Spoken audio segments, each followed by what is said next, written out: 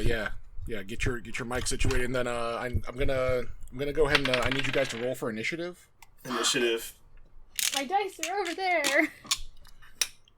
What do you roll initiative with? A D20? It's a D20. I need you to roll initiative. I got a 17. Oh, shit. Okay. But I probably have like a -2 on mine. I'm pretty slow, so it's like a 15. I rolled a 3 plus 2, I guess, for initiative. I rolled a 15 plus 2, 17 for initiative. All right, Dom, well, you get to go first. It's your show now. Oh, great. Things have not changed much in the world of Pittsburgh. I will continue to introduce the show.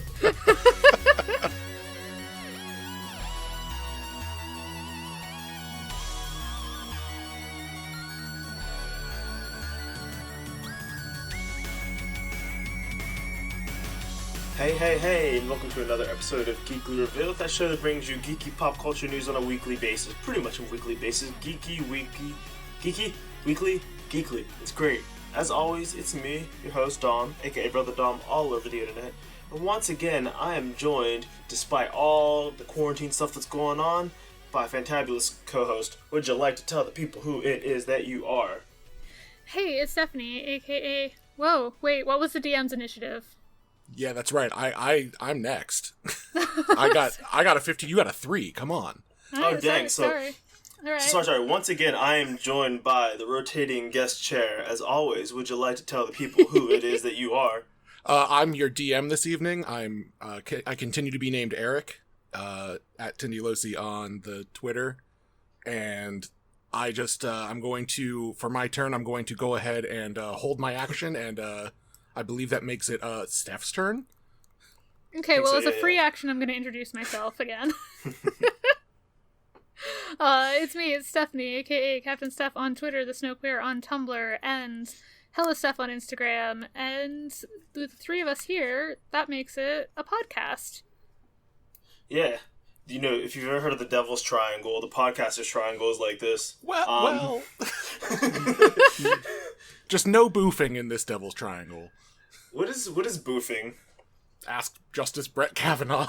Ooh. Yeah, but see, here's the thing. I don't trust his definition, because from what I understand, what he was saying was something that was terrible, but not the slang that I had known it from. Yeah, so I think boofing means something other than what he said it meant. It means something different it means what your heart says it means. Yeah.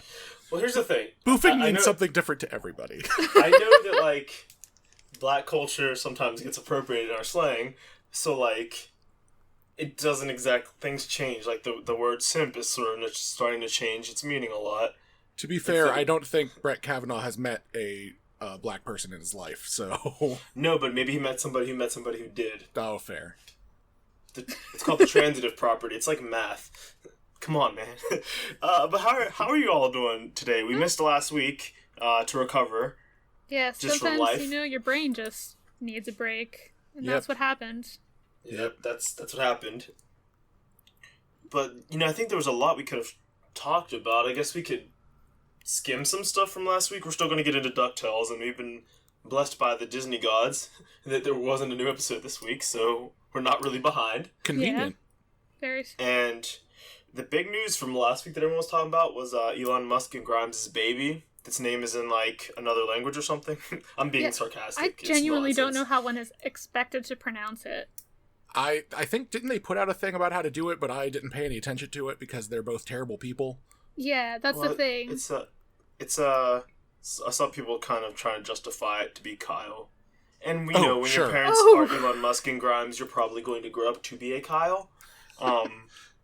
So I'll give them that. There's something about that's like, that is the logical endpoint of, like, the McKaylee with 9 H's in it.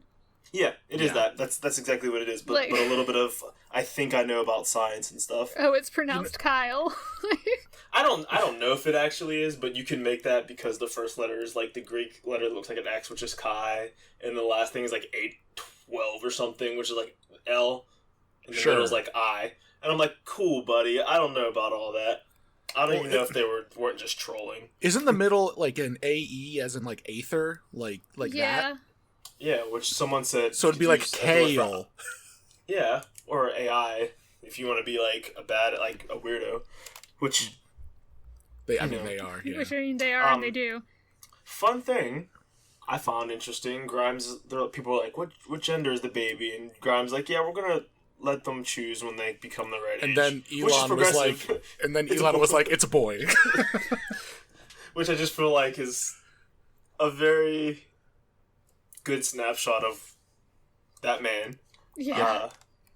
Which, not to give him any shine or spotlight, but it was a big pop culture thing. Do y'all have any other takes besides this is some white stuff? My take is that, did you know that Elon Musk has 6 other children? That's what was news to me. That's wild to me. Well, the thing I thought was really interesting was the discussion of how, like, that's not a legal name under California's law because you can only use the 26 letters of the English alphabet to name a child, and like how there's like a racist backstory to that, obviously, because like Jose has like an accented E on it, like, so you have to be Hose. Or, like, I think someone told me it had to be like things that were available on their keyboard, which would still include some symbols, but not like accented words. I mean, either way, since when has like it being against the law stopped Elon Musk from doing anything? Because also this past week was when he also said that they were going to reopen the Tesla factory in Alameda County, whether or not the county allowed it. Which, I don't think that's how that works, but go off, I guess. He did it, and nothing happened, so clearly, Well, he is a white billionaire, is the thing. Yeah. So. If only we actually... People wanted a real-life Tony Stark, but he's not a real-life Tony Stark. He's at best Justin Hammer. Yeah. And the worst thing about all of this... That's being very mean to Justin Hammer. The worst thing about all of this is having to think that Elon Musk's had sex at least 7 times. Oh, God. Oh, that doesn't surprise me at all, though. Like, people love those, like, Rogan types. Yeah. But also, happened last week, people gave, Adele made her most difficult step yet. The most impressive thing she's ever done was lose weight. Yeah. I'm saying that sarcastically because people said, she proved that anything is possible, and someone was like, yo, but she has like 15 Grammys. Yeah, but she won 15 Grammys. Like, that's slightly more impressive. Yeah, it was just another like moment of being a shining light of, we don't tolerate fat people in the media, and it's fucking frustrating. It's a step further. Yeah. I think I was thinking about it the other day because like, not only do we not tolerate fat people, but you have to be skinny because people are like, man, I can't believe Adele lost all this weight. And I'm like, yo, didn't we have this conversation like last year? Like, not only is it objectifying, but like, it's like, imagine if you lost a bunch of weight and everyone's like, wow, you look so much better because you lost weight, like fat phobia. And then you lost weight again and people just act like that didn't happen. Basically I'm saying she wasn't even like that large and people said, you had to be a certain type to fit in. So that's bad. Yeah. Additionally, like in those kind of situations, like, you never know why someone lost the weight. She may have like been like, I want to get into I want to get into a different shape, I want to lose some weight, like, and actually just like went and did it. But like, people lose weight because they have cancer. Like, yeah, I was gonna say it could have been like leukemia. Like, that's not good. Like, yeah. And the one picture everyone saw, she looked pretty jazzed because she was taking a picture, and most people taking staged pictures smile. Yeah. So I don't know. It was a bad look. She never talks about it though, so it's not like she was putting a spotlight on anything. But those were the big pop culture stories last week. I think. I can't think of anything else. Was last week also when Alex Jones said he would eat your ass, or was that a week before? Oh God, that viscerally, I don't like that at all. I think we made this joke last episode, so my bad. I can't remember. It's been a little while. I don't understand how it's been that long. Let me rephrase that. You have said that joke to me through voice. I don't know if it was on this podcast or not. Sure. But I do know we don't condone Alex Jones. No, yeah, because you talked about the podcast that was making fun of him. Yeah, right. Man, my bad. Where is May going? No, it's fine. It's oof. This month is more than halfway over. The really big thing of last week, culturally, was that it was supposed to be Miku Expo in Chicago. Yeah. Yeah, tell us about Miku Expo, my guy. Yeah, I was so stoked to go to Miku Expo, but it got pushed back to September. Yeah. to explain, because at least you two know what Miku Expo is, but Miku Expo is a live concert of Hatsune Miku and other Vocaloids which are vocal synthesizers, primarily used in like Japanese like pop and techno music. I can go into a lot more detail, but I don't want to bore anybody with that. But she's also the star of a video game that also came out this week. So it's been a big Vocaloid week for me. Both mourning the fact that I didn't get to go to that expo and been playing the new game. Hey, but you got a sweet Miku Monday this week. Yeah, I did. Yeah. Thank you for that. Yeah, no problem. On our group chat Discord, Eric normally gives us some interesting Vocaloid stuff. We call it Miku Monday, but to mourn the fact that it wasn't happening, I'm like, I'll do a little bit this week, show some love to the friends. Yeah, you preempted me with like 3 videos. It was very impressive. Yeah, with the intel and everything. Like, I made sure to get up early that day. Like, you wanted to make sure to beat me to it. Yeah, because it doesn't have the impact if I'm like, oh, but also. Well, then I felt like an asshole afterwards, being like, well, here's the video I wanted to share. No, that's fine. That's fine. That's what I was hoping would happen. Yeah. But there was it's nice to see some, how to put it, some Vocaloid stuff in hip hop, just since there's not as much as you would think, considering how much hip hop likes sampling. Yeah, it's one of those things where I think it's still like a bit too niche in anything that's non like Asian. Maybe, yeah.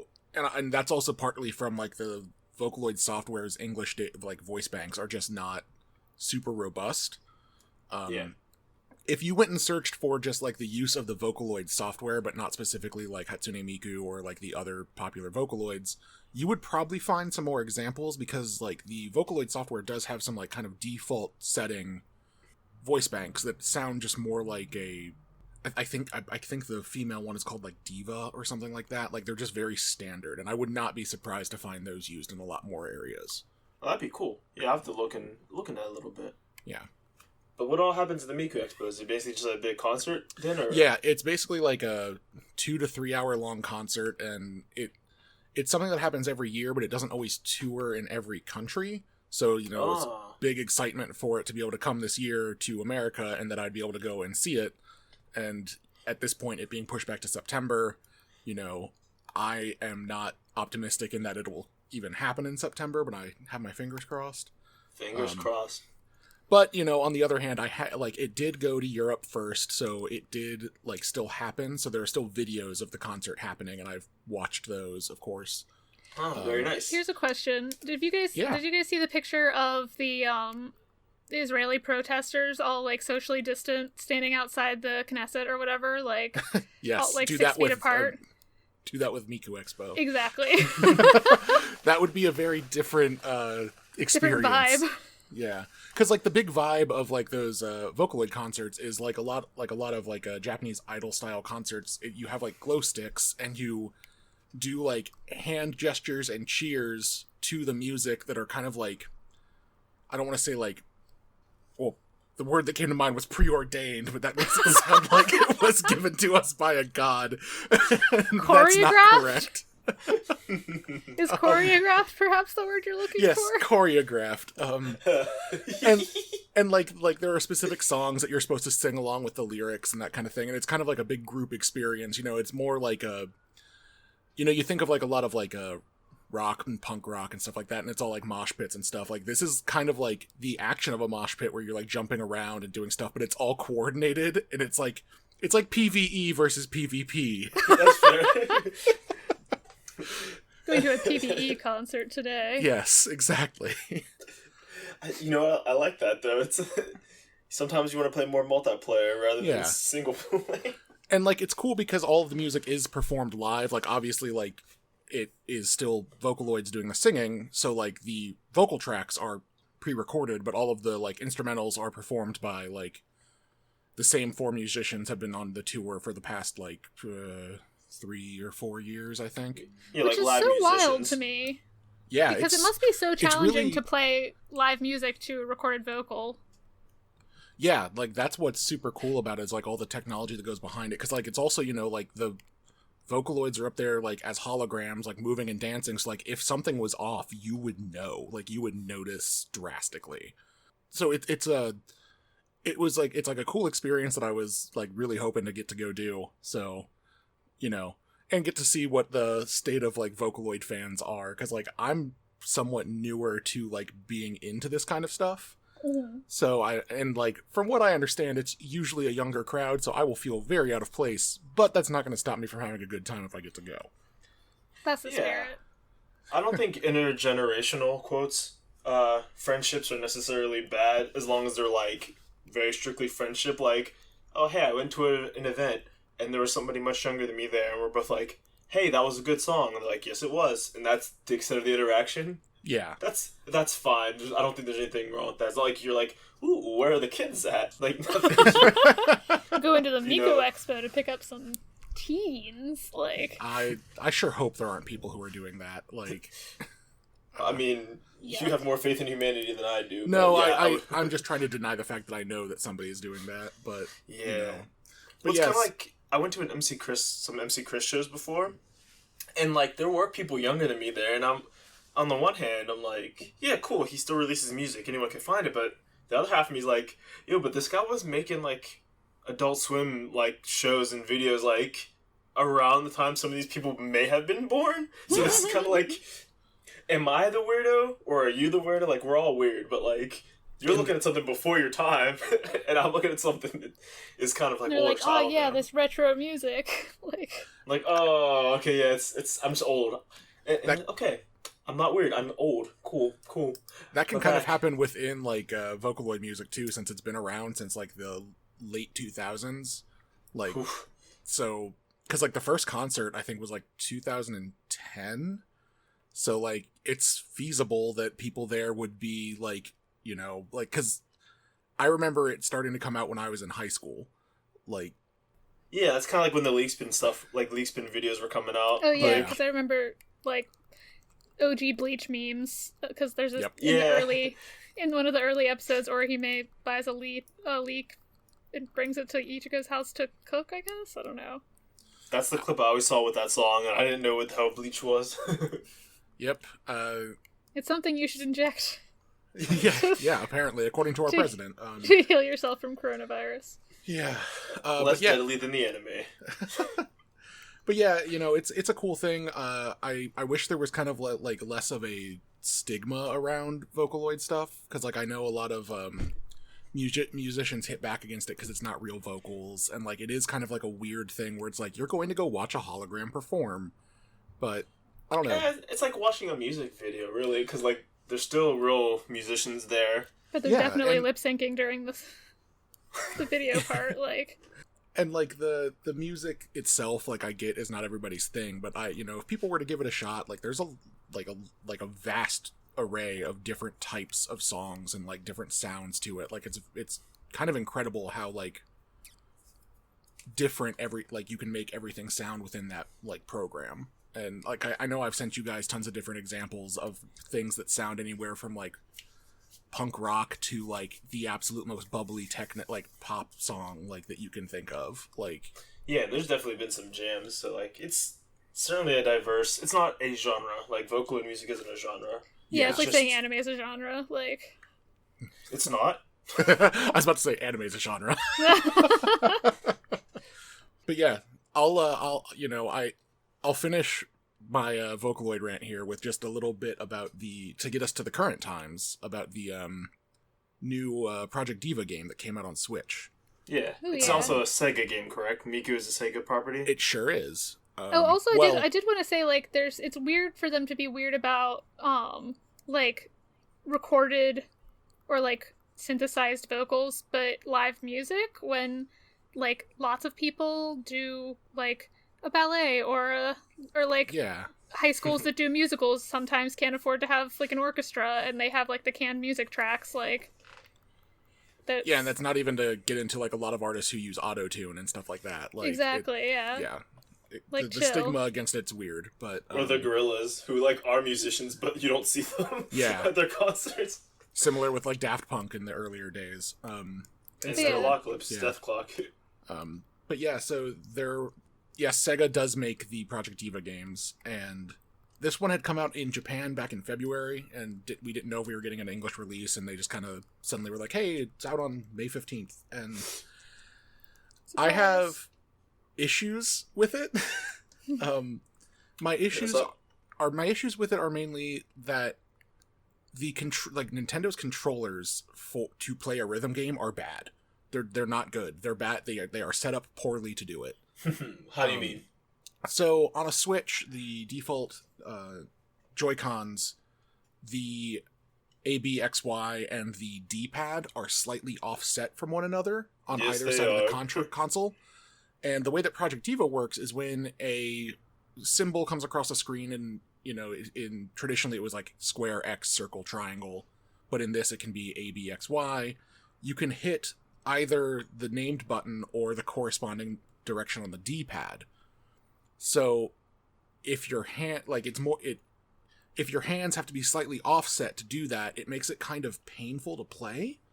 Yeah, I know what you mean, because I played, I forget what the game is called, but it's kind of like the Persona Dancing All Night games. Yeah. And they're on PlayStation, where, like you said, they're even, like the face buttons and the directional pad.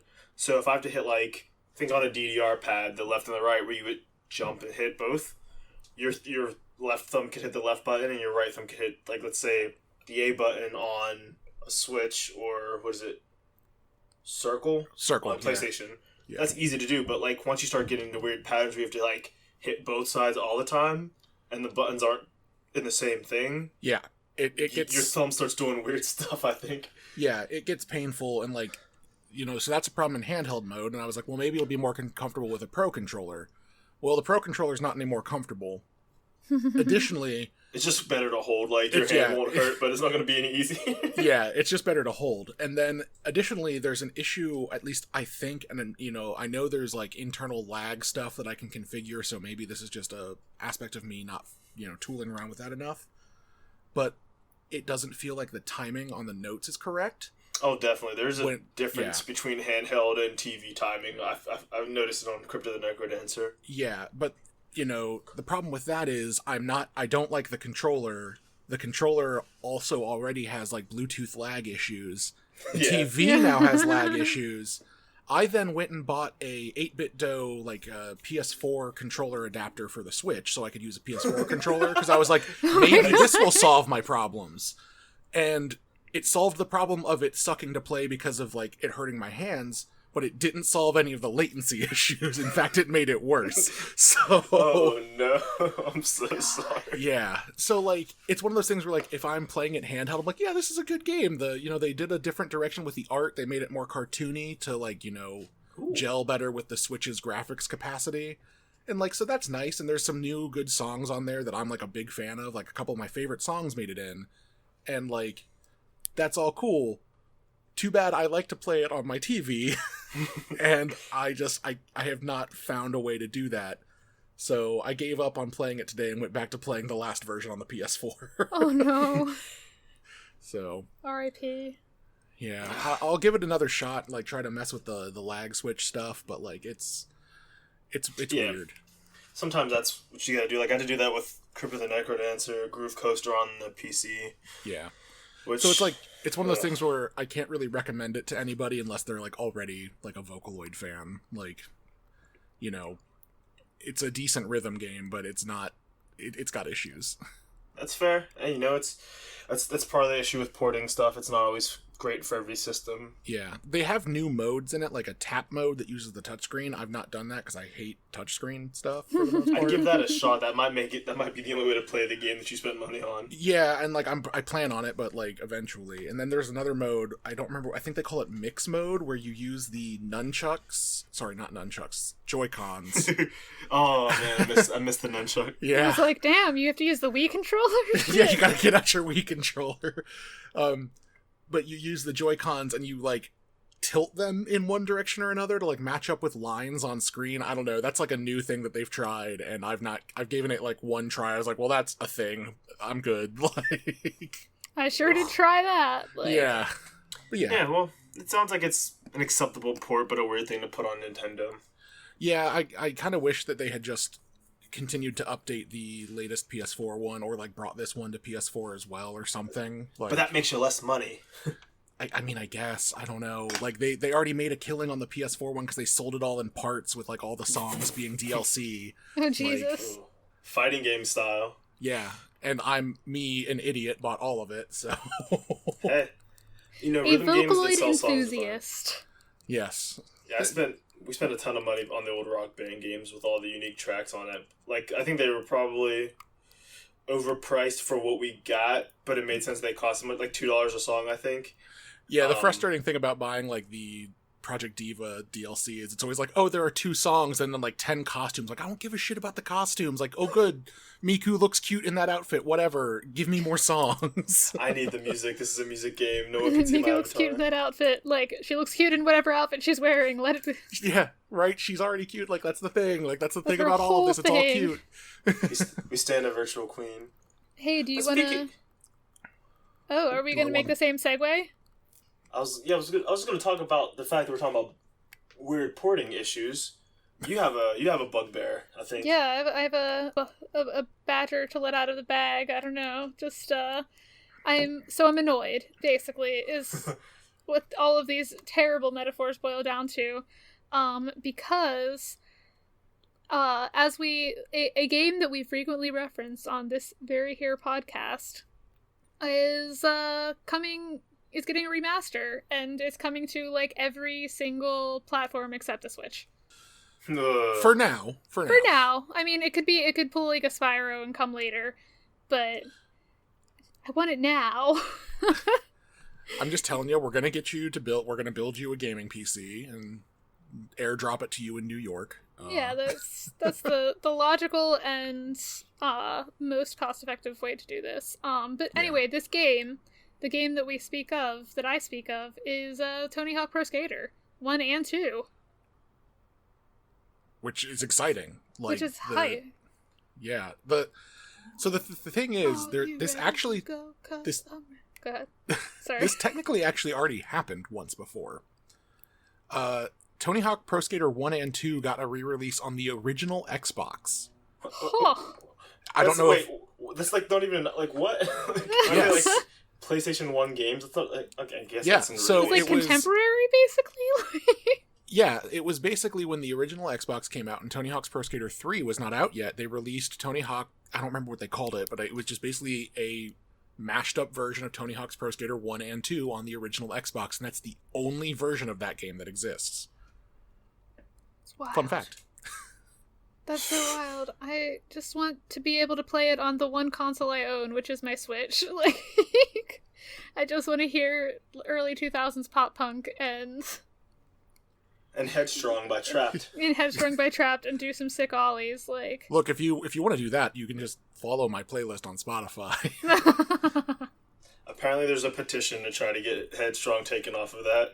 because the people from Trapped are assholes. Yeah, mostly. And I don't even think people are like... I don't even think they care if the Trapped guy is problematic. I think they just think he's a dickhead and it'd be funny to get him not have this song on there, which I support that. Like that kind of pettiness. It's the free Just market. put more ska on there, you know. This is the only representation that ska gets in video games, so give it more. It's where it belongs in skating games. Yeah. It's the most belonging place for that. But yeah, Tony Hawk Pro Skater 1 and 2 coming out, which is interesting to bring back. I think they realized to keep their copyright and to keep making games, let's not go down the, like we mentioned last time, let's not go down the Pro Skater 5 route and make a garbage game. Let's just give people what they want again. Well, and on top of that, like, I know, like, the biggest struggle for them, apparently, in, like, getting this remade was not, like, the game itself, but it was the music licensing. Rights? Yeah, absolutely. The music rights. So. Because like half those songs, like, people know because they played Tony Hawk, I feel like. Yeah. And, like, now that they've got that settled, there's, you know, nothing stopping them from just continuing to remake all the series. And then when they finally get to Tony Hawk's Underground 2, I'll be happy. The Underground games were dope. I like Underground. Yeah. We will not be happy until then. Is that the one that had, like, the Jackass stuff in it? Sad. Yeah, it had Bam Margera was in it, and that was ridiculous. Like, that whole timeline in my head of, like, okay, we have Tony Hawk's Pro Skater games that are pretty good. we're continuing to go, okay, now we're going to just, like, introduce Bam Margera because he's a skater, and now you're just going to do jackass stunts. Like, how about that? But if I recall, wasn't Bam in some of the other games just, like, as a skater? Like, yeah, he was already there.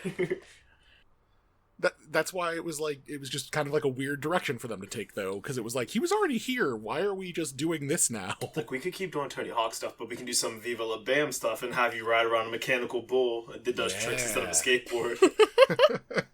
Which, honestly, pretty good games, though. Like, you could run around a little bit. Like, there was more available to do. Yeah. I liked them a lot. It was more open. That was you could also ride behind a car.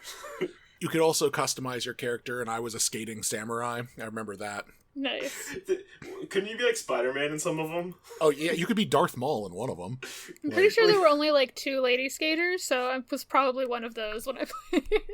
Yeah, there are still probably only going to be 1 or 2 lady skaters. Yeah, I always picked, like, either the black guy if there was one, or just went with Tony Hawk. Like, I don't need to be fancy. I don't even remember who I played as. Like, It's because it's a bunch of white dudes that kind of all look the same because it's PlayStation 1, and they all have the same face. They all have the same face, like, 3-pixel face. There was one guy who had, like, a Hawaiian shirt and, like, a Gilligan's Island hat that I think I used him just because I thought it was probably Gilligan. Yeah, no, I don't think it was Gilligan. Was it Ryan Dunn? You're saying right? Names I don't know. Yeah, these are all... I just know Bam and Tony were in the games, and I don't remember most of the other names. Now, if only they would make a sequel to the Skate 3, so if they made Skate 4, get on it, EA. Skate for your life. Skate 4. So we can get to Skate 8 Skater. Did you ever play the Skate games? Nah. They're That's basically when I started to, like, not have money. they're basically, like, more, like, realistic skating games, but then they also have, like, stupid shit in them, like, insurance fraud missions where you just have to, like, wreck yourself and, like, try to get, like, as much damage to you and, like, everything around you from, like, a crash. Oh, it's an EA game, right? Yeah, it was an EA game. They just took their Burnout model. Yes. Like, okay, what if instead of crashing cars, you're crashing yourself? Yeah. Sure, why not? It was a good series. My favorite skateboarding game is Spyro Year of the Dragon. Just because, I mean... It has 3 skateboarding levels. Yeah, you're not wrong. Isn't Spyro in some of the Tony Hawk games? What? He could be. It's by the same company. Like, that's possible, I guess. Maybe not. No, I don't think he is. I think I just saw, like, the part, the re-skate. I don't know. I've seen Spyro on a skateboard before and assumed it was Tony Hawk. No, that's local to Spyro. That's so weird. That's incredibly weird. Do you think they'll ever make a remake of BMX XXX? Gosh, I hope not. It seems like a big waste of time. I mean, yeah. But it wouldn't. You'd have to get new strippers to do new weird dances to, like, butt rock. If some Crush 40's not in there, I don't want it. Crush 40 is not butt rock. Yes, it is. It is not. Sing Live and Learn one time by yourself and really get the hanging on the edge of tomorrow. Like, you have to Chad Kroger into it. It's butt rock, dog. Okay. And I love it. It's so good. I guess I'll grant you that. Basically, my thing is I don't know. I don't have barely any other video games from my childhood except maybe, like, the super, super grainy Harry Potter and the Sorcerer's Stone video game. That game sucks so bad. It's so bad. I watched the speedrun of it yesterday, though. It's so bad. It's pretty cool. But, so, like, once I have Tony Hawk Pro Skater, I will have, I'll have my Infinity Stones of... of childhood games. Of nostalgia games, because I have Crash, I've got, like... Well, I guess if I had, like... So, like, I would love to have something that I... Like, an emulator or something I could play The Sims 2 on. Because The Sims 3 and beyond are too granular for my tastes. I don't need that level of control. I need a Sims Deluxe, like, 2 Deluxe level of control. We can probably hook you up with that. That's not too hard. There's probably a mod for The Sims that just lets you play it in a downgraded version. If you ever want, though, if you do want to relive your childhood experiences of the Harry Potter games, if you didn't know this about me, I own most of them. Ooh, That's like the Patreon content is Eric doing a stream of the Harry Potter PlayStation 1 game. I own them as punishment for another friend who like we used to do things where we would hang out and like each of us would like play a game to completion while the other one watched and like, you know, kind of it was like streaming but for just two people. Yeah. And the games called friendship. Yeah, and the games I made her play were all of the Harry Potter games. Cuz I'm evil. Do they ever get good? No. They changed drastically from being like semi like RPGs to being like a over the shoulder third person shooter by the last one. It's so weird.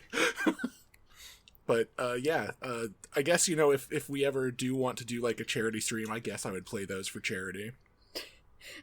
Even for charity it's a stretch, but we guess. Yeah. It would be tough. I like, look, they're very bad. They're so bad. I got stuck in that dungeon with a troll for, like... I played once for, like, a stretch, like, I was a very, like, easily fixated child, and, like, I played for, like, 11 and a half hours at a stretch once, and I could not get out of that fucking dungeon with the troll, the key that was, like, in the ceiling or something. Yeah. And... like, I dreamt that night that I was just a little pixelated boy running around a dungeon. Like, I was just broken. Aren't we all little pixelated boys running around a dungeon? It's true. Is it wrong to be a pixelated boy and pick up girls in a dungeon? That's the video game of that Fellas, anime. Fellas, is it gay to be a pixelated boy running around in a dungeon? Yes, probably. Yes, actually, that is the most gay thing you can do. Yeah, those games, like, they play like everything is ice. Like, Harry running through the castle, it feels like he's just constantly running on ice. Oh yeah, I saw, like, when he was running around in Gringotts, he was sliding all over the place. I'm like, is this like a puzzle or something? Like, I don't remember Gringotts being like... No, that's just how the fucking game works. Dope. Good shit. Shit, that was a bit of a tangent. It's okay. Hey, it's all good. But we got more game stuff going on. Yeah, tell us about... Yeah. It's Dom's turn to talk. Yeah. Hey, so last time we talked, I think we mentioned Evo. Yep. To some degree getting canceled. But now it's been confirmed to be online, and they discussed what the games are going to be, because all those games aren't going to get streamed very well. So, so they're still having some exhibitions for the previously announced lineup: Dragon Ball FighterZ, Grand Blue, Fantasy vs. Samurai Showdown, Soul Calibur 6, Street Fighter 5 Champion Edition, Tekken 7, and Under Night, In Birth, EXE, : late, bracket CL-R, close bracket. That's my favorite one. Apparently it's a pretty good game. That's Elon Musk in Grime's next child. It is a pretty good game, but yes, it is a ridiculous name. Elon Musk and Grimes named their child a Kingdom Hearts game. That is funny. But Smash Bros. Ultimate has been removed from the tournament, probably because online is garbage. I was going to say, like, oh, why though? Why do you think that was? And Evo's not going to be like, it's bad, because then they'll mess up their relationship with Nintendo. Nintendo can't say they pulled it out because it make them look bad and admit that their online's garbage. So it's just gone. Mysteriously gone. Yeah, but they're still having some open tournaments like they usually do. And these are games that were not actually in the lineup. So it's going to be Killer Instinct, Mortal Kombat 11 Aftermath, Skullgirls Second Encore, which is just the updated version of Skullgirls, and Them's Fighting Herds, the My Little Pony fighting game. The what? It's not My Little Pony, though. It's not, but it was originally that. It's developed by a group called the Main Six, and when they got their cease and desist order, Lauren what's her name? Lauren Faust was like, yo, y'all can't rip off our stuff, but I will help you make 6 characters that are pretty much play like the same way the Main Six did. So you can have those instead. That's which is awesome. very, very cool for her. Like, these look like characters she made up, because I think she did. That is really nice. But the reason these 4 games are going to be their main tournaments is because they have very, very good netcode. So even though Them's Fighting Herds just came out a couple months ago, if not, like, I think February, and Skullgirls has been out but not a lot of play, they're very, very good and smooth to play online. Yeah. Which is just funny to see these 4 games. Like, Killer Instinct is some real, like, gritty stuff. Mortal Kombat's extremely bloody and sexualized. Skullgirls is pretty sexual. And then Them's Fighting Herds, like, cartoons. Here's the pony. Hey, how do you like this cow or this alpaca or this pony? Like, here you go. But that's pretty exciting. These are fun games from what I can tell. Mortal Kombat just got an update too. A lot of balance changes, and the Terminator's here now. Great. Like the literal Terminator? Yeah, like the Terminator, like who can't run. He can't run in the game either.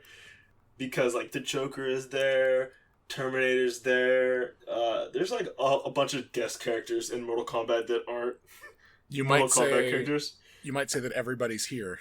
God. I'm pretty sure Spawn's there too. Like the old definitely everybody then. Everyone is here. I don't know. It's very funny to me, all the characters that are crossovers besides just like Smash and stuff, to see how many games have crossovers. But it's really good to see. And I think they introduced the friendships again. So instead of doing a fatality, you could do something that's like real cute and fun that just doesn't kill your opponent, but they still have lost already.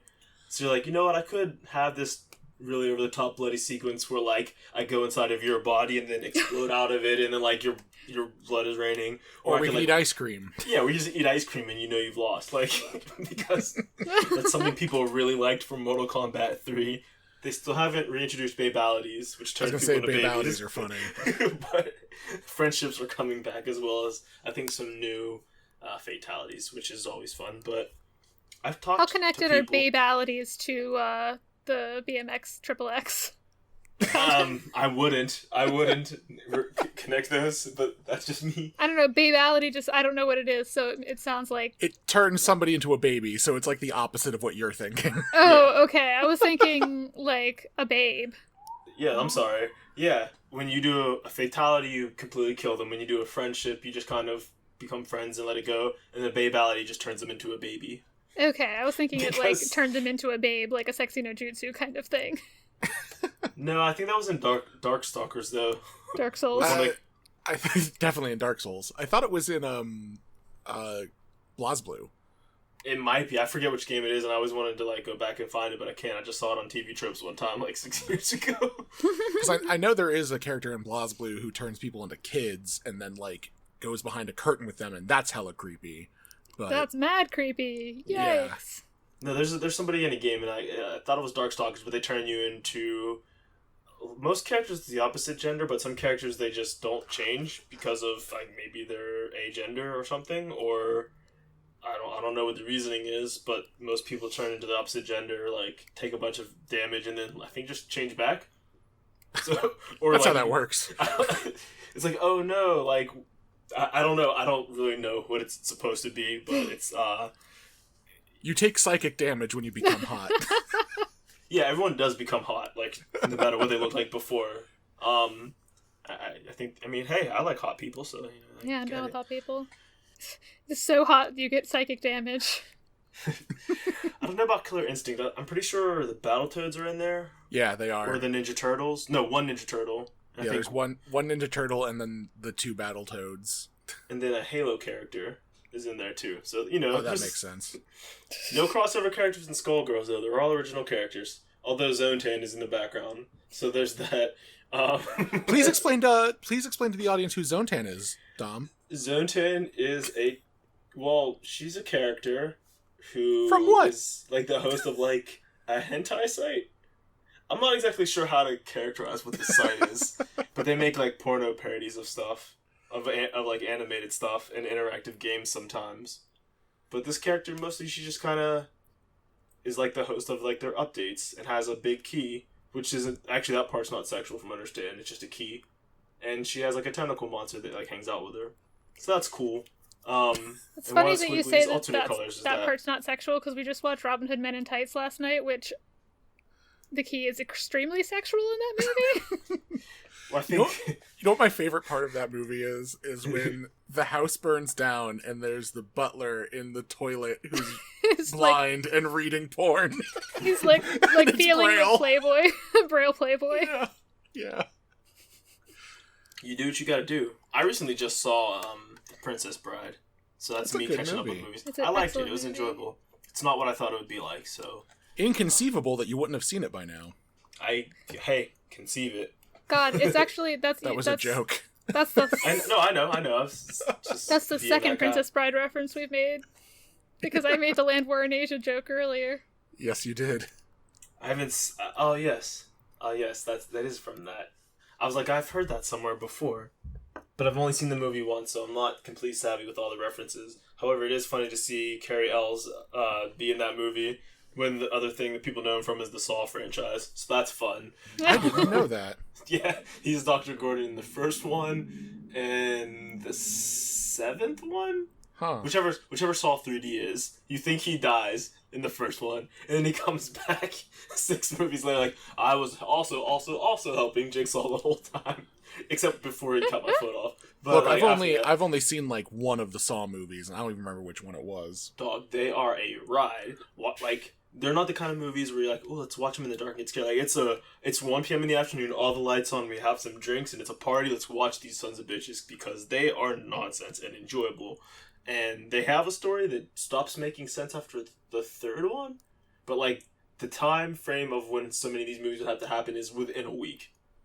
It doesn't say that, it doesn't act like that, but there are things that happen. You're like, these all must have happened like within days, because one of the, I think like the bad guy or the main character of I think of the last one had made a book. He got famous from his book, and the book was about being in a Jigsaw trap, but he never was. And Jigsaw was still alive and saw this guy. I was like, oh, so I see you're trying to sell one of these books, huh? So like but that doesn't make any sense timeline wise, because like this guy, the Jigsaw killer, must have been famous for long enough this guy to find out, and then long enough that he would go through a publishing cycle, and then long enough to become like a bestseller, and then go on a book tour. Yeah, man, like then, publishing doesn't go that fast. It doesn't make any sense. What if it did? This would still be like, look, even if the publishing, like if he wrote the book in a day and then somehow went through publishing and printing in another day, 2 days. In fairness, we did do and this is a cursed sentence, we did do a Baby Shark Wash Your Hands picture book in 6 weeks from conceptualization to like on shelves in the last 2 months. Wow. That was a cursed sentence. How many pages was that book? Was it a like novel? 32? I thought that's 30 more than I expected. The thing that I don't understand is that sharks don't have hands and they live in the water. Yeah. Sharks can't get coronavirus. We don't know that, actually. That's true. Look, but here's the thing, though. So, What's I don't know. Thing? I gotta... There's not actually a thing. You don't got anything. No. We've gotten very far off track here, though. Yeah. What were we talking about? Skullgirls. Yeah. Yeah. No, Skullgirls is pretty dope. It's a good fighting game. Like we said last week, they toned down some of the sexuality stuff. Some of it's going to be unavoidable, but... like having Zontan in it? I mean, or is that only like if you don't know? Yeah, if you don't know who she is, she's just like some woman in like one of the backgrounds just standing there watching the fight like everybody else. Like, you'd have to be looking... And she doesn't even always show up. You'd have to be looking for it on one map. Or know, like, why Squiggly has like a green and purple alternate palette. A lot of the palettes in the game are references. Like, Beowulf has a Captain America one. Fuqua has like a Shadow the Hedgehog one, which I always use because black and red and brown are great colors. And also, Philia has a Finn Sonic Trash. One. Yeah. I think there's also somebody who has a Sonic palette, but I'm not playing all the characters. I don't have that kind of time. And Peacock's there. She's cool. She has a black and white palette because she's like a old Rubber Hose cartoon. But strong mechanics, good online play. There's an infinite protection system, so someone can't like touch you once and then just like win the match automatically from doing the same 5 moves. They still might be able to if they're creative enough to get around that, but it's a lot harder. So it's a game I really appreciate. It's always on sale for like $2. So, and there's cat girls, and there's also a robot cat girl. So you know, something for everybody. Something for everybody. If you like big giant men made out of tubas and other instruments, there's one of those too. Yeah. Gotcha. If you get a chance, look it up. His name is Big Band, and each of the buttons on like a fight stick in combination so it can play different notes.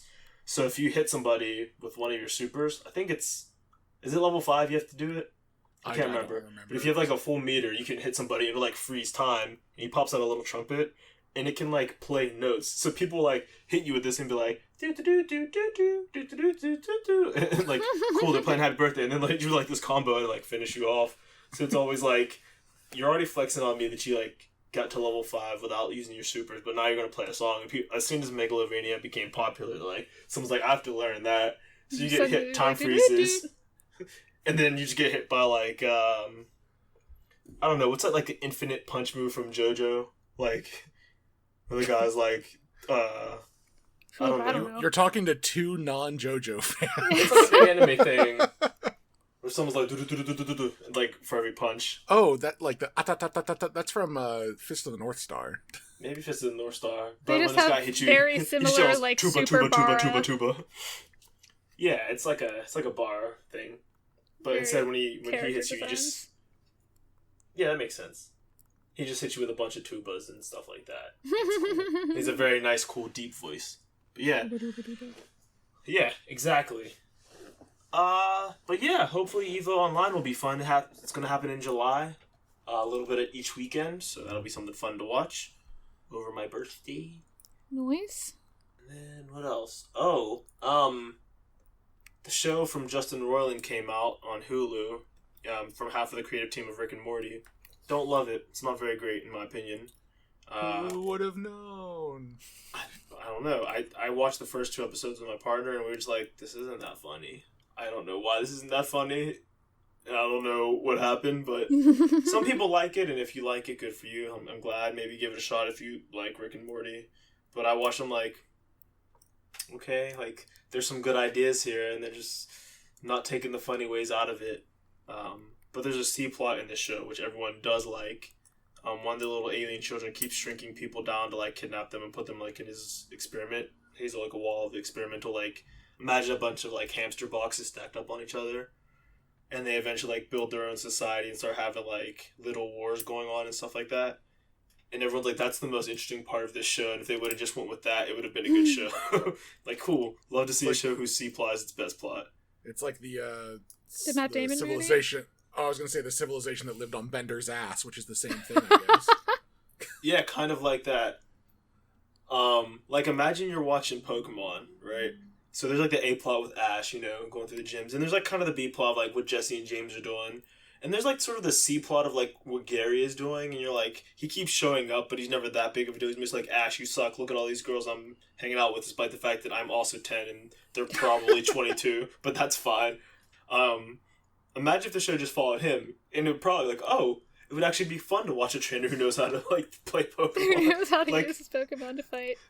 Nope, you don't get to watch that. You have to watch this dumbass run around and try to use electric types on rocks. Is it animated, presumably? Yeah, it's animated. Well, I gotta... The animation looks just like Rick and Morty, but... Gotcha. I don't know, it just didn't really hit with me the same way. Just not hitting. Meanwhile, Rick and Morty came back, and I think it's firing on cylinders again. Not everyone liked the return last week, because it was very, very meta. It was kind of up its own ass. Some people like me like that. I like overwritten jokes. Some people don't. Some people didn't really follow it, because it was jumping back and forth on purpose. No one would ever show someone that episode to introduce someone to the show. Like, there's not in a million years you say, hey, you might like Rick and Morty, watch this one. Like, no one would ever do that. However, the most recent one had, like, a face hugger parasite thing. Like, and everyone seemed to like that one. It was a lot more funny. It was a lot more, hey, we're gonna make some goofy jokes about, like, space aliens. Like, hey, that building looks like a dick. Like, hey, you remember the jokes we used to make in the first 2 seasons? Remember, like, when things were fun? And everyone's like, yeah, I do remember that. Like, well, here you go. And it was, like, quite humorous. I don't have that kind of memory. Weird. Wubba lubba ding dong, I guess. Wubba lubba ding dong, indeed. Well, I've got an animated show update to provide. I've got the She-Ra and her Princesses of Power. I watched approximately 10 minutes of it. What did you think? It looked fine. I guess, I don't know. I've watched the entire 5th season on Friday night. What did you think? Starting at, like, 8 p.m. and going until, like, 2:30 in the morning. So I liked it. I mean, part of that was definitely, like, fear of spoilers, because I knew there was going to be, like, very heavy, like, material to be spoiled. The writer was spoiling it. I know, like, Noelle Stevenson on Twitter was like, I can't hold it in any longer! And it's like, honey, the show came out today! But yeah, so it was I really enjoyed it. Like, I know that it's not either of y'all's speed, but my roommate just started it on my recommendation, and she turned to me, like, halfway through the second episode and was like, I've only watched, like, 35 minutes of this show, so, like, take this with a grain of salt, but this might be one of the best shows I've ever watched. And I was like, alright, yeah, like, that was not what I expected to come out. Like, I was expecting you to say something about how it's, like, kind of cheesy and stuff, but I mean, like, she's also a Wolowa. Wolowa. Ding dong. A Wololo? Is that the sheep Pokemon? That's a Wooloo. What are you... what is the words you're saying? Wolowa. Wolowa, WLW. A queers. I know. I was just... Oh, I thought you didn't know. I was doing a bit, thanks. I don't know. I don't expect everyone to know the, like, Tumblr terminology of the gays. Of the gays. But I can't keep up. I'm getting old. I can't keep up with all the lingo that the gays have. The gays do have quite a lot of lingo. Yeah, but they also support Jeffree Star either. That's why I just keep my queerness to myself and just, like, go do my own thing. Because, like, I don't know what this dude's still doing. I don't know how he still has a platform, but anyway, the good thing about was that She-Ra season 5 was excellent. Did a really good job, giving Catra a redemption arc that, like, really, worked. Like, I like was her short earned. hair. I do. I think her short hair is really cute. It's unfortunately because she was briefly brainwashed.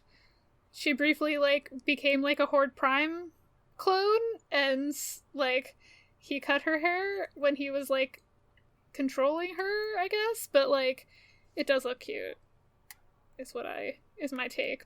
But yeah, and as expected, so, like, it's obviously spoiler alert for She-Ra season 5, like, if you didn't already guess that, but Noella's talked on Twitter about how, like, she kind of always envisioned the Catra and Adora relationship ending up being romantic, and how she kind of waited, but, like, she waited until like the team, like, her animators and, like, writers and stuff were on board, but, like, she waited to pitch it to the execs until after the first season had dropped, and there was, like, such an outpouring of, like, fandom and people who were invested in the ship, and, like, they could point to it and say, like, hey, like, look at this, like, this is, like, there will be support for this if we go here, kind of thing. Yeah. Yeah. I don't think it's going to piss anybody off at this point. Yeah. Because the people who would get pissed off at that are pissed off that the show exists. Yeah, exactly. They're already angry. Like, what does it matter? They're already mad that She-Ra wears shorts sometimes, like. But yeah, so, like, but it was still, like, really, like, sweet and touching, and Catra had, like, a really great redemption arc, and, like, to really make it earned, I guess, that they could get together in the end in a way that wasn't, like, toxic, and, like, that Adora's friends would not be like, who's this bitch coming around, like, but yeah, so I think, like, I really enjoyed it. I did, like, I will partially assign this to how late I stayed up binging it, but I will admit that I did cry a little bit at the end. It was just, like, such a happy, sweet ending, like, to have, like, the two main characters, like, literally the way that they save the world in the end is, like, through the power of lesbians. Like, yeah. I mean, that's the same way He-Man did it with the power Yeah. of Gay. There's like, historical precedent for it. Yeah. Like, because, like, this whole season, at the end of last season, Adora, had, like, kind of cast away the She-Ra sword and, like, and broken it, and, like, wasn't, and, like, so now, like, her connection to She-Ra is, like, not as reliable, and, like, it kept failing, and she just kept pushing herself and, like, kind of burning herself out, like, saying, like, oh, but, like, it's what I have to do to, like, and cut off, like, I don't, like, obviously there are things that I want, but, like, saving the world is more important. And ultimately it was admitting what she wanted and, like, owning it that allowed her to access She-Ra, like, reliably again. And, like, not only, like, that, but, like, at a better power, like, kind of, like, I've been using this, like, with one hand tied behind my back because I was, like, holding back on my own emotions, and so, like, at the, like, climactic moment when, like, she and Catra kiss, and then she, like, transforms into She-Ra, like, an amazing, like, burst of power and saves the whole day, and it's very cool. Cool. Nice. And there's Just like like the end of Sonic 06. Sonic kisses a human woman. That's all you gotta do. Kissing ladies lets you stop time gods. But yeah, also the ending, like, the last, like, couple of shots were, like, very reminiscent of the end of Legend of Korra, like, which I think is, like, a very interesting, like parallel of, like, where, like, queer animation has been and where it's gone, in that, like, one of the last shots is just, like, Adora and Catra, like, holding hands on, like, a sunny hill. Oh, I thought it was gonna be them, like, disappearing into a pillar Into a of spirit, light or whatever into a spirit it was. thing, but, like, I mean, like, Yeah. it's that same, like, the same, like, hand holding, like, Yeah. facing each other kind of imagery that I thought was, like, I was like, man, like, 5 years ago when they did that, they couldn't let them, like, they couldn't let them kiss or, like, say that they liked each other in the show. We've come so far. Like, the crying lady, like fist pumping gif, like, that's me. Apparently Nickelodeon just, like, continuously, like, makes bad choices.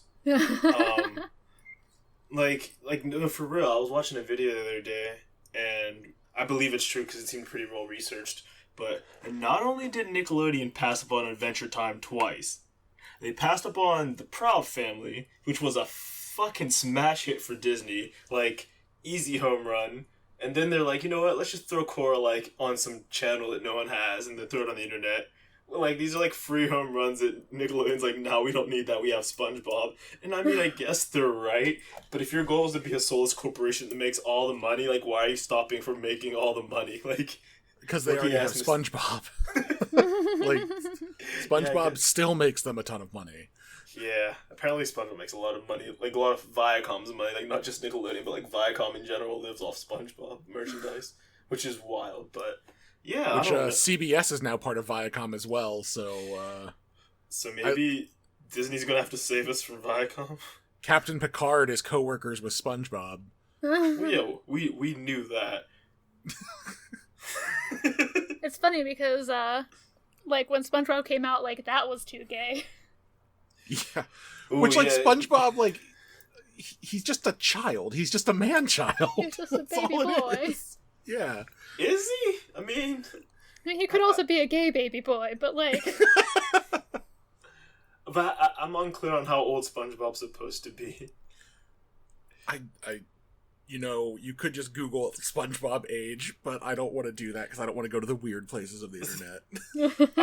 I don't, like, so, a little bit of death of the author here, because if they're like, well, he's, like, 16, I'm like, is he, though? Like, it's seen as shameful that he doesn't have his license.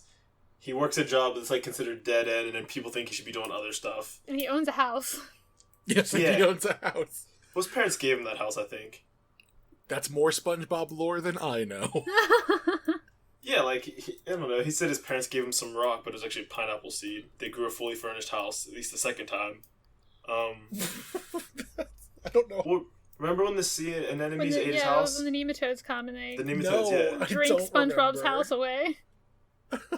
And then Squidward danced on the grave of his house, but it just made the seed plant faster. Okay, maybe I kind of remember that episode. Oh, and his Then- parents came to get him. Oh, come on. And Patrick He's gonna have to cried. move back in.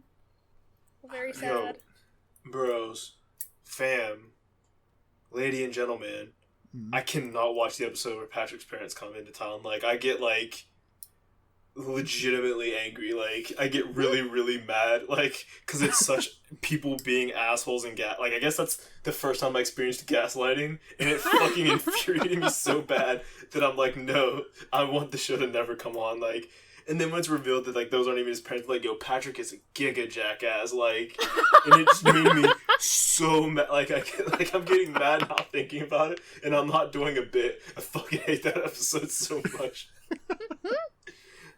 Like, but all that said, Sounds like She-Ra ended pretty well.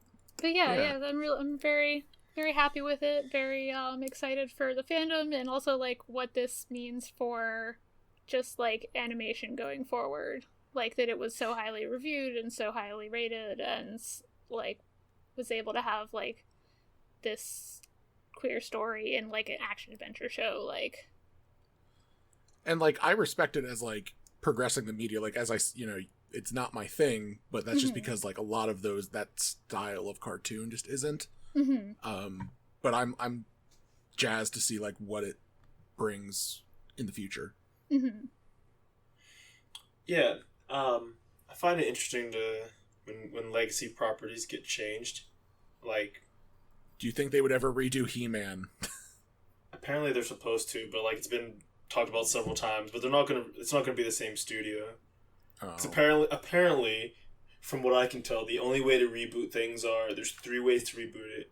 Either very childishly, a la Teen Titans Go and Thundercats. If it's a female-led show, it has to go very gay. If it's a male-led show, it has to be very like toxic masculine bullshit. Apparently that's the only way we get to reboot stuff anymore. Oh, great. Love that. It's mostly joking. I don't know what they're doing with He-Man. It could be anything. I don't know why we just don't like embrace like the, Fabulous Secret Powers video and just be like, you know what, He-Man, he's just straight up gay now. Like don't like no pretense. His best friend's name is Fisto. Like we knew it was, maybe not his best friend, but he's a friend named Fisto. Yeah. On the route of reboots, though, why don't you tell me a story of the Tales of the Ducks? Oh yeah, DuckTales. Yeah, so we got another they DuckTales had such good segues. Good old cartoons, good old reboots. Yeah, I was gonna say DuckTales decided, hey, we're gonna reboot this nostalgic property, but you know what? We're gonna continue to make a kids cartoon, but we're not gonna like make it like an obvious kids cartoon. Like, well, kids nowadays need everything to be loud and screaming all the time. Like, no, like you could just make another children's cartoon. It's totally fine. It's another show. It's not for us. It's for children, but still is good. Like it's, and people apparently love it. Like kids, I guess, like it. They make merchandise for it and stuff. So. But the newest DuckTales episode, it was a wrestling episode. It was a wrestling episode, which, to me, I think it felt kind of out of place this season, like on the timeline of this season. And I'll get to that in a minute, but... Do any famous wrestlers appear? I don't know, I didn't check the credits. I actually wonder. But, like, as far as character-wise, no one was famous. They were all, like, random people. It was like so there weren't any like references or anything to like famous wrestlers. No, there wasn't like Duck Cena or anything, or like CM Duck or something like that. That'd be so good though. It would have been very good. But basically they go up to Valhalla because every so many years or whatever, the snake that circles the earth in Valhalla comes down. Jormungandr. Midgard's. Oh, I thought it was. Yeah. Midgard's our planet. Yeah, it comes down to challenge the champion of Earth, and whoever wins gets power, and if the Valhalla champion wins, it destroys the world, and if the Earth champions win, things go as planned. And for some reason, this is staged like wrestling, and Scrooge McDuck puts on like a wrestling singlet and plays up a heel character. Launchpad understands wrestling immediately because he's a wrestling guy. Huey can't understand it because it doesn't make logical sense according to what he knows. Dewey can't understand playing the heel because he wants everyone to love him, and Louie is fine because he just starts selling merch. He's good to go. Yeah, he's like, oh, another opportunity for me to make a money. And Webby's like, I'm down to clown, baby. Like, what do you need me to do? You need me to fight some dudes? You need me to like talk trash? Like, Webby's probably one of the top 3 characters in that show. Like, yeah. Webby's really good.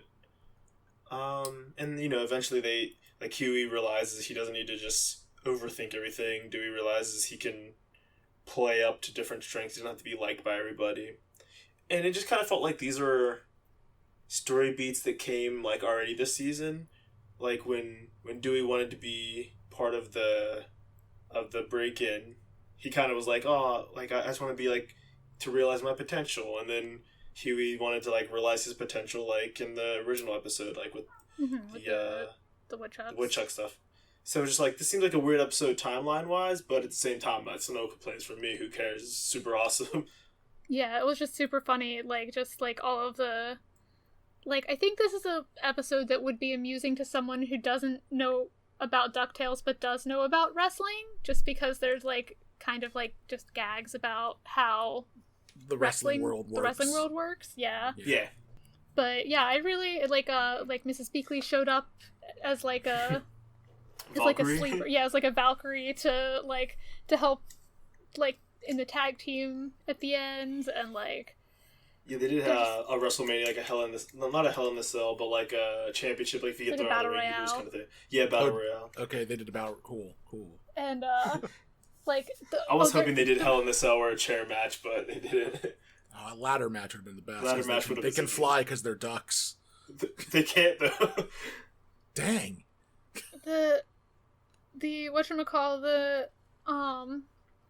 there were also like a lot of like Norse mythology puns. The one that got me the hardest was that the second round of the fight was with the goddess of the dead and her wolf, Heka. And, yeah, and Fenrir, they don't want to say hell. They couldn't even They can't say Helia. They can't say Hela in the thing, even though that's just her name, and it's not like, I don't know, it's not like, but like it just cracked me up because I use Heka like instead of Hela stuff on like platforms where I'm not allowed to have a swear in my name.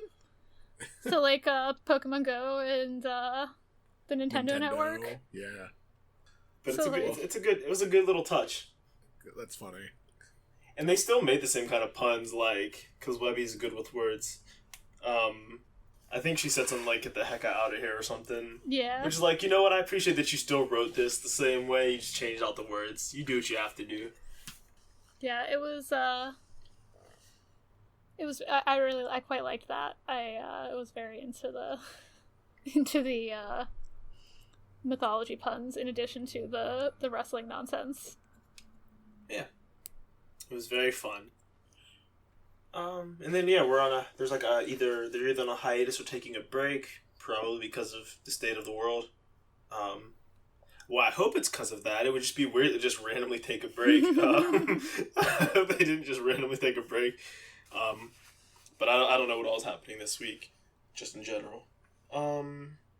Anything else about DuckTales? I don't got anything else about DuckTales. Cool. I watched with my partner Middleditch and Schwartz. It's on Netflix. DuckTales made me think of it because Ben Schwartz plays Dewey. And this is this 3 episodes of an improv type show, which I didn't think I was going to enjoy very much. But basically, they talk to somebody in the audience for about 5 minutes, get a story and a premise, and then they improv for like the other 55 minutes. And they go by pretty fast. It's very funny stuff. I recommend watching the first one. If nothing else, give it like just the first 5 minutes to hear the story that they talk to the audience about. It's very good, but it's fun stuff. It's comedic, and they cuss and stuff, but it doesn't feel vulgar. I don't know why, but comedy's always good. And Avatar: Last Airbender's on Netflix now, so if you haven't seen that, you can watch it. So I should probably watch it because I've never seen it. You gotta get it. I've seen pieces. So. Good show. It's a very good show. We're gonna rewatch it as soon as my roommate's done watching She-Ra. Nice. I didn't think she watched cartoons. Is that new for her? That's new. It's new. Cartoons are a good medium. Infinite Worlds and such. I watched more of the... Oh, did you watch more Thunderbolt Fantasy? Yeah. I can't even... Dude, I wish, you guys can talk... You guys can talk at length about DuckTales and stuff. I cannot talk at length about Thunderbolt Fantasy, because I do not know what is going on. I just know that, the action scenes are pretty, and, everyone's got crazy names, and that's about it. It continues to baffle me that it's a thing that is vastly popular somehow. Not here, obviously, but, yeah. Hey. I just wanted to let you know that is continuing to be a thing. Good. And I'm continuing to watch The Bachelor Presents Listen to Your Heart. It's a spin-off show to The Bachelor. And everybody that I know or have seen online that watches The Bachelor was like, this show's about to be trash. Who the fuck wants to watch amateur musicians fall in love and then perform music? Everyone. Apparently everyone, because the shit's good. And it turned out very well. And everyone's like, I can't... It's like, are we just stuck inside and need something to watch, or is this good? And I'm like, guys, I think this is actually good. This better than, like, Love is Blind and Too Hot to Handle.